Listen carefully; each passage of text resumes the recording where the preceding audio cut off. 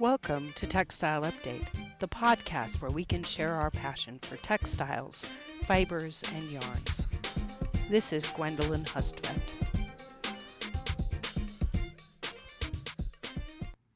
In the second of 3 podcast episodes where I talk about non-yarn fabrication, we're going to continue looking at ways to make these materials using fibers. We left off last time by just talking about felt, and that's partly because I was on a history kick, and felt is one of the non-yarn fabrics that has a great historical history. I'm actually going to skip right on to talk about the several other types of fabrics made from fibers, because in fact they have very descriptive names. If I tell you that something is called fiber fill or batting, right? This is bats of fibers that are used to fill things like quilts or comforters or pillows or quilted clothes. See what I mean, right? Not a bonded web, right? It's a web that's been bonded. It's not super mysterious and actually not very historical either, really. Of course, we've used bats inside garments and quilts for a long time. Don't even get me started on quilt history, because I'll take you back to Renaissance Sicily and all that sort of thing. But using fibers to provide insulation is something that anybody who's built a log cabin knows that you need to do. But in this case, we're talking about the industrial production of fiber fill, or also called batting. Let me talk a little bit about how they work. The purpose of fiber fill and batting is to provide thermal retention by trapping still air. Air is a poor conductor of heat, and so we know that, for example, metal is a good conductor of heat, and that wood is a bad conductor of heat, and that's because the wood is filled with air. And so if we can trap that layer of air inside something inside of our spacesuit, for example, then we can end up with a good thermal retention from the utter cold of space, which is why astronauts often end up looking like a little bit puffy, right? So we're going to take these fibers. Now, to make modern fiber filler batting, or when we're referring to something as fiber fill, typically we're going with thermoplastic fibers. So texturized staple or filament fibers made from thermoplastic synthetics, and that way we can just ever so lightly heat them and have the fibers set together so that the bat doesn't fall apart. You can, of course, buy wool batting and cotton batting or rayon batting to use, or PLA batting, even polylactic acid batting, to use in the making of quilts, for example, if for some reason the synthetic isn't what you're looking for. Used in things like gloves and clothes, as I mentioned. Another category of non-yarn fabrics made from fibers would be a bonded web. We'll use some sort of adhesive to bond staple-length fibers together. So we're not using heat, and we have to bond them because they aren't thermoplastic. They will have lower tenacity because if the glue or resin or casein, which is a type of glue that comes from milk, or starch, which is a carbohydrate-based glue, if those are washed away or removed for some reason, then the fibers simply aren't bonded anymore. We'll use this for disposables, for example, in the medical setting. The upholstery furniture understructure, right, used to hide the springs and staples and wood and everything of the couch that we might have gotten at IKEA, for example, will be made with a bonded web. Because you're not going to wash your couch, right? So if we happen to wash the starch or glue off, no big deal. Now, in the case of interfacing used inside garments, right, then we might want to make sure that we've used some type of adhesive that is going to be durable, because people are going to launder the garment. The interfacing is in there to give the garment structure, to thicken up something like a collar to make it a bit stiffer.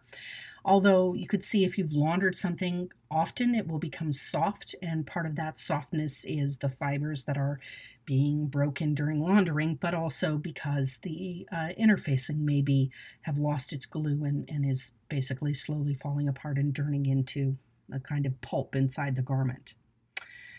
Let's see. Another type of material is called an apertured material. We're seeing quite a lot of this nowadays being used in wipes of all sorts. So this will be made with, it can either be made with synthetic or a regenerated cellulose material. And then we'll use air or water jets, kind of like we use the needles in needle production, needle felting, and we'll entangle and break the fibers. It creates a lacy kind of a web, and it has a very soft hand. And it's used in these quote unquote disposable wipes.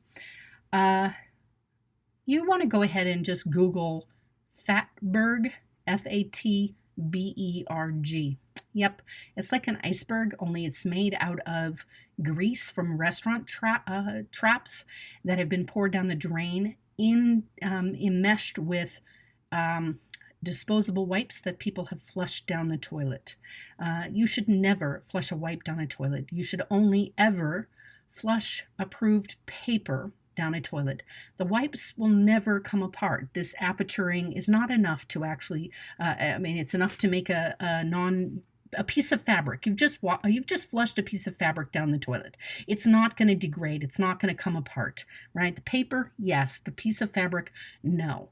And so you end up creating a huge problem for many cities.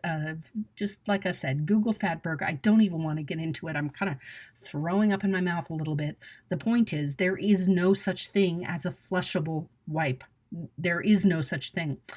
They're just lying. They're passing the buck, right? They're passing the buck to the city, to the taxpayers who have to pay to get these things out of the sewage system, while they laugh all the way to the bank with the money that you've paid them for the product. Just don't do it. Do not flush a wipe down a toilet. I say this as a textile expert.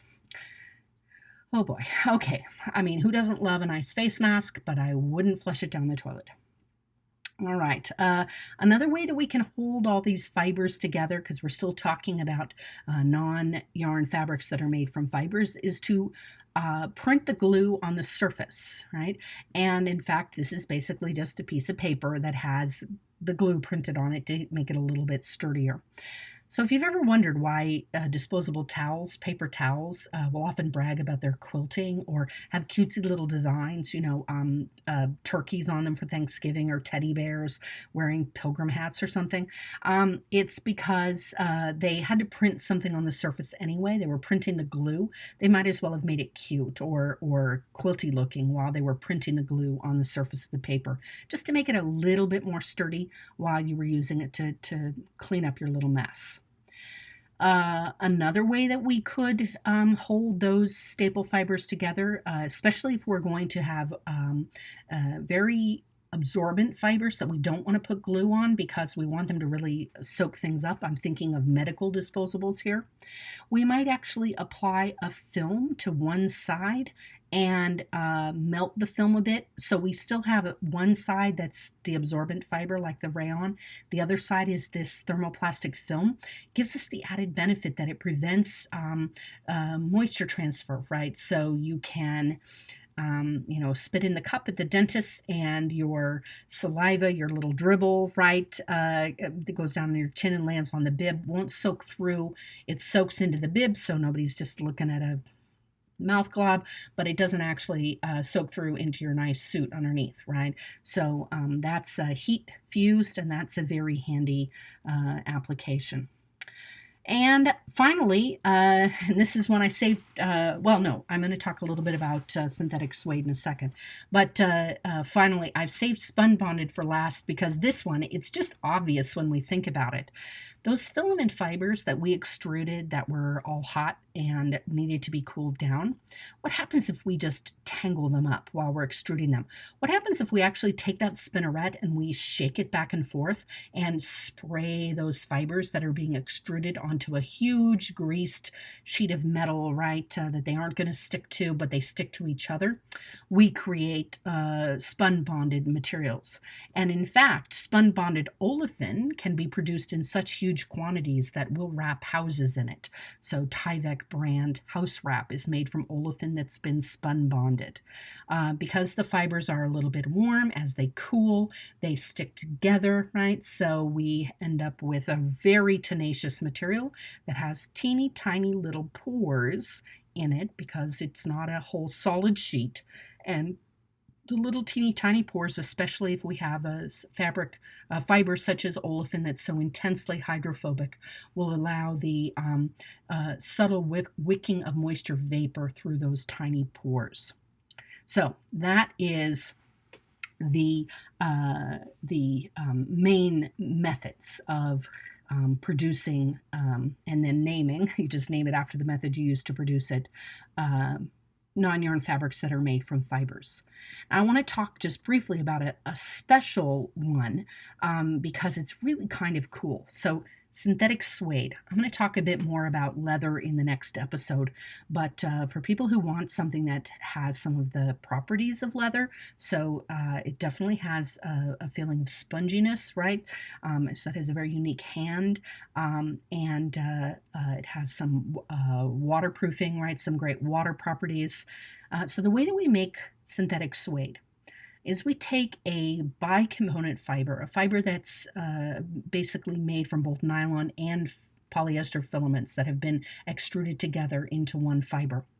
And so we'll have the nylon be the majority of it, right? And then we'll have smaller strands of the polyester inside the larger nylon filament.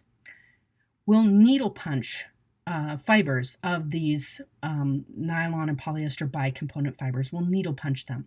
And what this does is it creates the fibril structure. This is the technical anatomical name for the layer of fibers that is below the surface of a skin.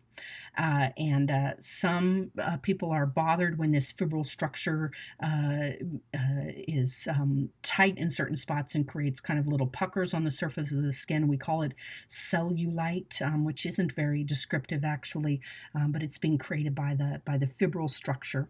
And so we'll needle punch these fibers to make basically a needle punched felt, and we'll have tangled the fibers all together and made something that's fairly sturdy.